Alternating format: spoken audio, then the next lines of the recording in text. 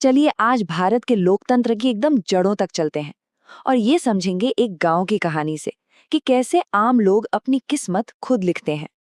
तो कहानी शुरू होती है हरदास नाम के एक गांव से। जरा सोचिए, गांव में ना एक त्योहार जैसा माहौल है। हर कोई एक बहुत ही खास बैठक के लिए भागा जा रहा है, जिसे कहते हैं ग्राम सभा। सबके चेहरों पर उम्मीदें हैं और आंखों में सवाल। तो भाई, इतनी हलचल क्यों मची है? लोग इतने उत्साहित क्यों हैं?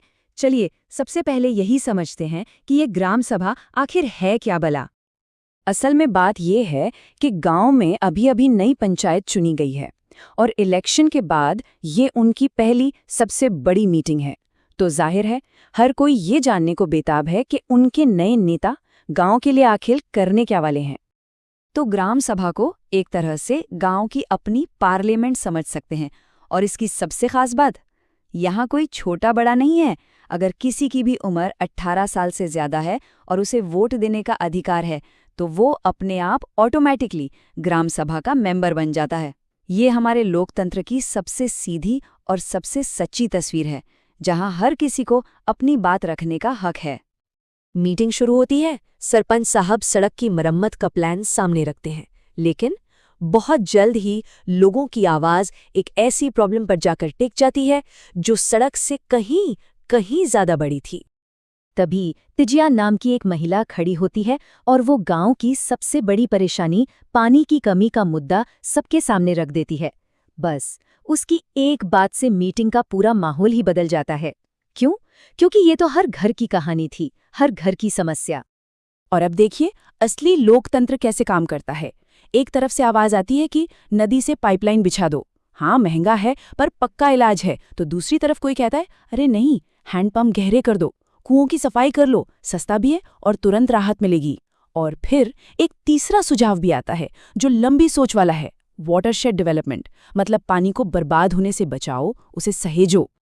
तो ये समझना जरूरी है, ग्राम सभा में तो गांव के सभी लोग शामिल हैं, लेकिन जो फैसले होते हैं उन्हें लागू करने का काम होता है ग्राम पंचायत का। ये एक छोटी इलेक्टेड बॉडी होती है जिसमें सरपंच और पंच होते हैं, और यही लोग अगले 5 साल तक गांव के डेवलपमेंट के लिए जिम्मेदार होते हैं। अच्छा, पानी की समस्या तो थी ही, लेकिन अगला मुद्दा जो उठा वो और भी ज्यादा टेंशन वाला था। ये मुद्दा था गरीबी रेखा से नीचे, यानी बीपीएल लिस्ट को फाइनल करने का। और जैसे ही वो लिस्ट पढ़ी जानी शुरू हुई ना, पूरे गांव में कानाफूसी एक सरगोशी सी फैल गई। यहाँ साफ साफ दिख रहा है कि लिस्ट में कितनी बड़ी गड़बड़ी थी।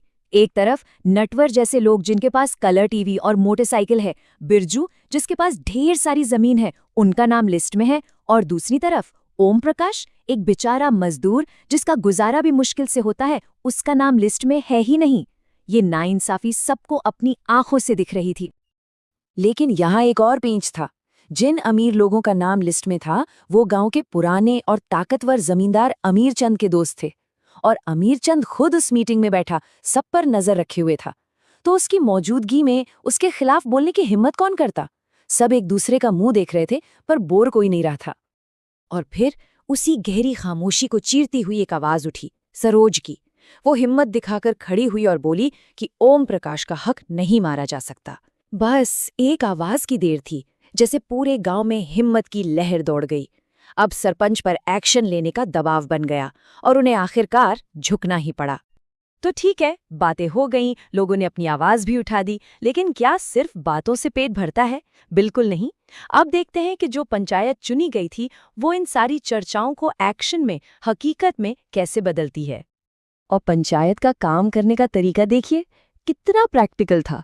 सबसे पहले तो उन्होंने ग्राम सभा के सारे सुझावों को ध्यान से सुना। फिर जो पैसा उनके पास था उससे फौरन राहत देने के लिए 2 हैंडपंप गहरे करने और एक कुआं साफ करने का फैसला ले लिया। लेकिन वो यही नहीं रुके, उन्होंने भविष्य का भी सोचा और पानी बचाने की जो लंबी योजना थी उस पे भी जानकारी जुटाने का काम शुरू कर दिया। मतलब आज की जरूरत भी पूरी हो और कल की फिक्र भी हो। क्या बढ़िया बैलेंस है। तो इससे सबसे जरूरी बात क्या समझ में आती है? यही कि ग्राम पंचायत अपनी मनमानी नहीं कर सकती। ग्राम सभा एक तरह से उस पर नजर रखने का काम करती है। यही सभा पक्का करती है कि पंचायत सही काम करे, पैसों का गलत इस्तेमाल ना हो और किसी के साथ कोई पक्षपात ना हो।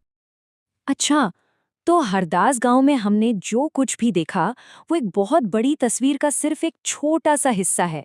ये ग्रामीण शासन की एक पूरी व्यवस्था, एक पूरे सिस्टम का हिस्सा है जिसे हम पंचायती राज के नाम से जानते हैं।